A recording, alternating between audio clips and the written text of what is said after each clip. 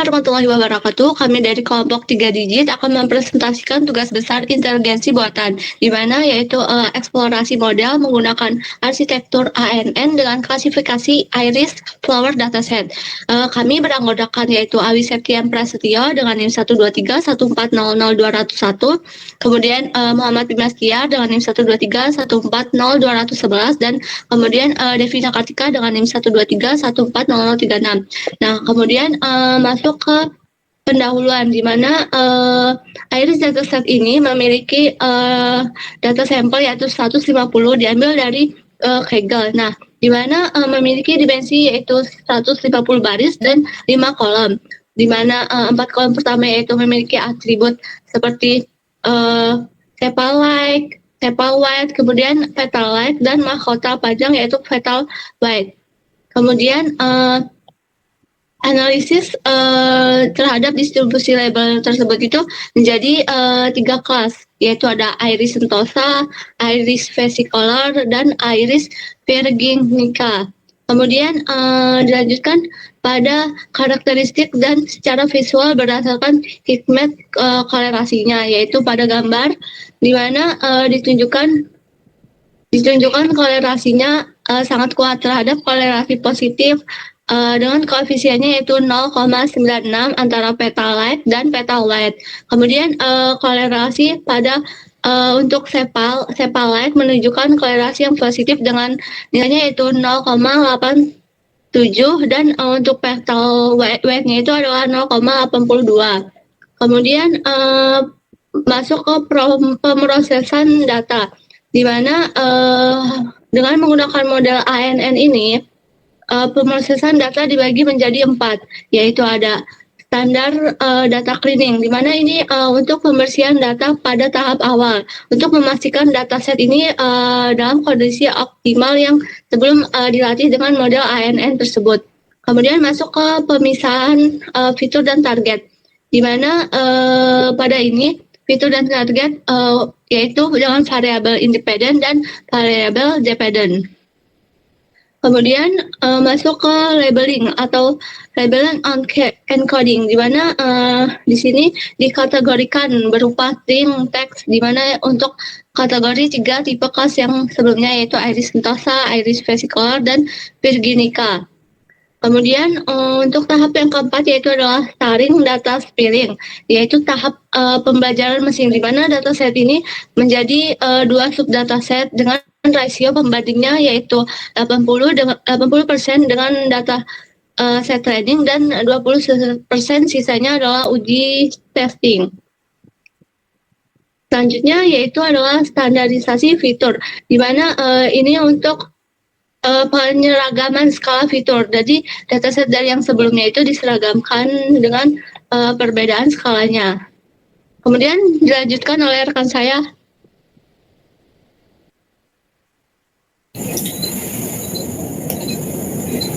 Baik, di sini saya akan melanjutkan ke bab 2, yaitu landasan teori.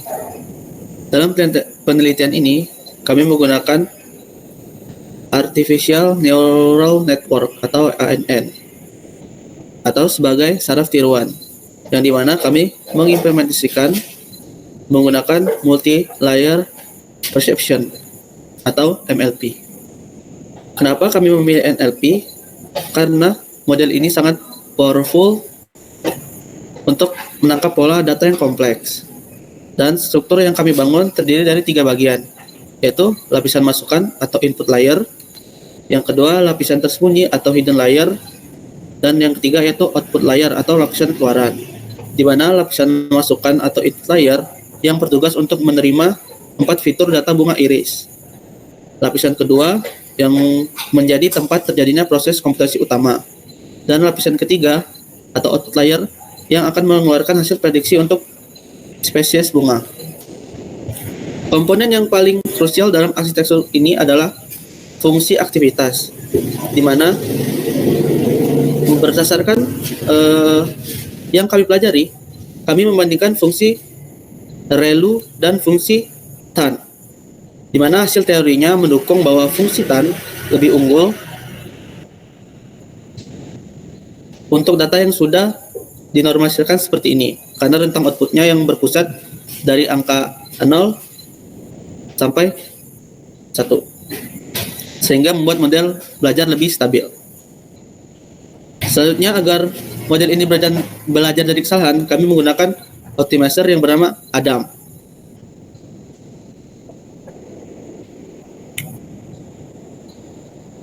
Di mana algoritma ini dipilih karena terbukti paling efisien dalam memperbarui bobot jaringan secara otomatis. Dan yang terakhir, untuk mengukur keberhasilan model ini, kami tidak hanya melihat akurasi, tetapi berdasarkan pada confusion matrix.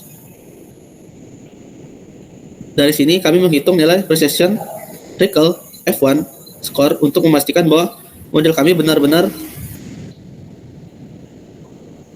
objektif dan tidak bias untuk mengenali setiap jenis bunga. Oke, selanjutnya akan dijelaskan dari teman saya.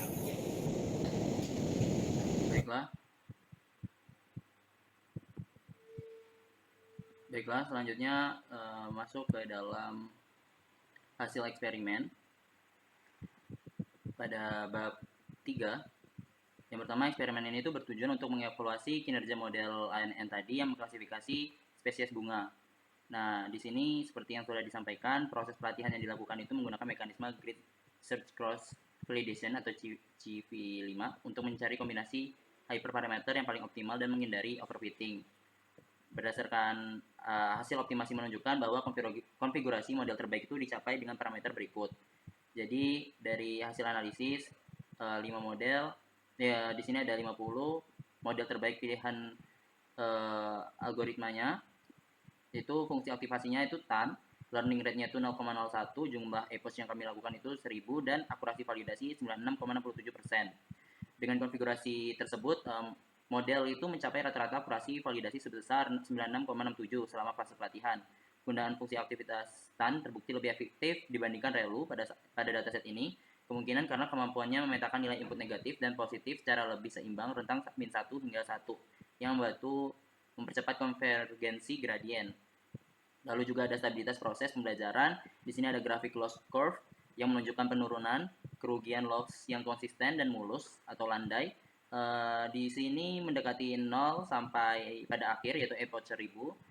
Dan di sini bisa kita lihat bahwa ketika memasuki epoch ke 500 hingga ke 1000, kurva mulai melandai.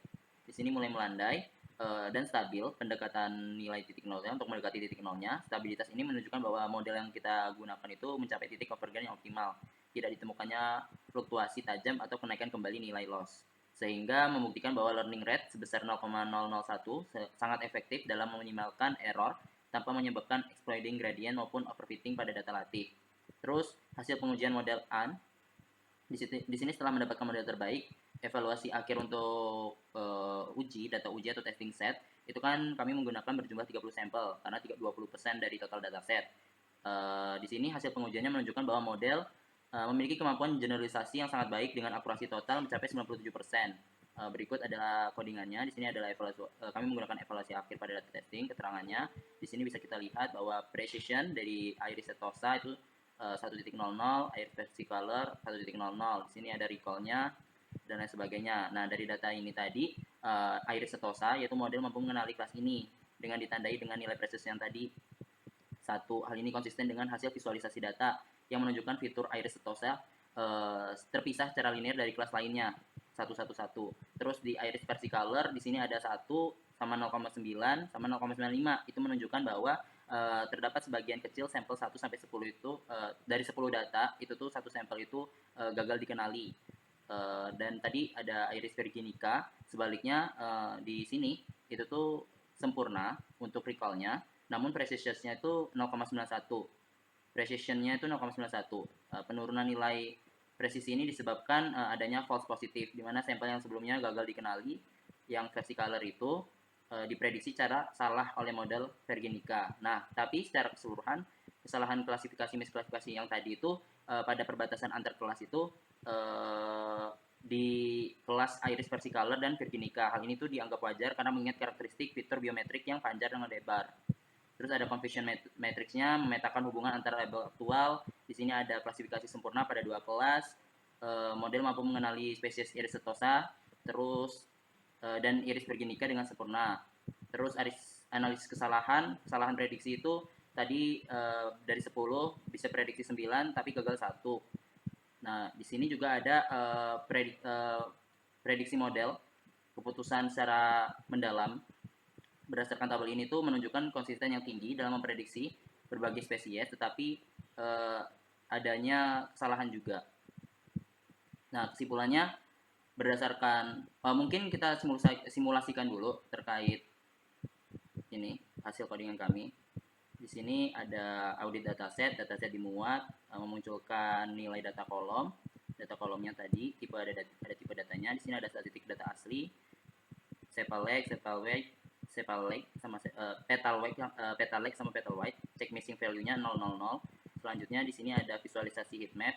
Itu untuk membuat korelasi fitur iris data tadi. Di sini ada ada visualisasi heat map-nya. Di sini ada fire load, sebaran datanya. Ini sebenarnya sudah disimulasikan tadi. Sebentar. Oke, ini ada simulasinya, ada Iris setosa, Iris versicolor sama virginica. Di sini ada pre-processing. Di sini menunjukkan dimensi fitur X-nya itu 150,4, visual dimensi target 150 baris, terus mengubah label teks menjadi angka. Di sini kita anggap iris setosa itu menjadi 0, iris versicolor 1 sama virginica itu 2. Terus membagi data training dari 120, 80% dibagi 20% itu 30 baris. Distribusi kelasnya yang training itu 40 40 40, testing 10 10 10. Di sini kami menggunakan menyamakan skala datanya, kami pakai z-score. Seperti yang sudah disampaikan, cek statistik datanya itu rata-rata 0, deviasinya 1. Contoh perubahan datanya itu seperti yang disampaikan 4,4, 2,9, 1,4 sama 0,0. Ini sebelum, tapi sesudahnya jadi minus gitu. Di sini ada minus 1,7, minus 0,32, minus 1,34 sama minus 1,32. Selanjutnya di sini ada optimasi hasilnya dari grid search-nya tadi. Di sini mencari kombinasi epoch, learning rate sama aktivasi terbaik.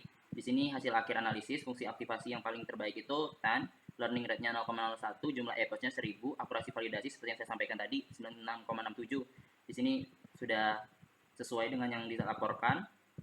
Lalu di sini juga ada grafiknya, iterasi epoch-nya 1 sampai 1000, terus di sini ada conversion matrix-nya juga.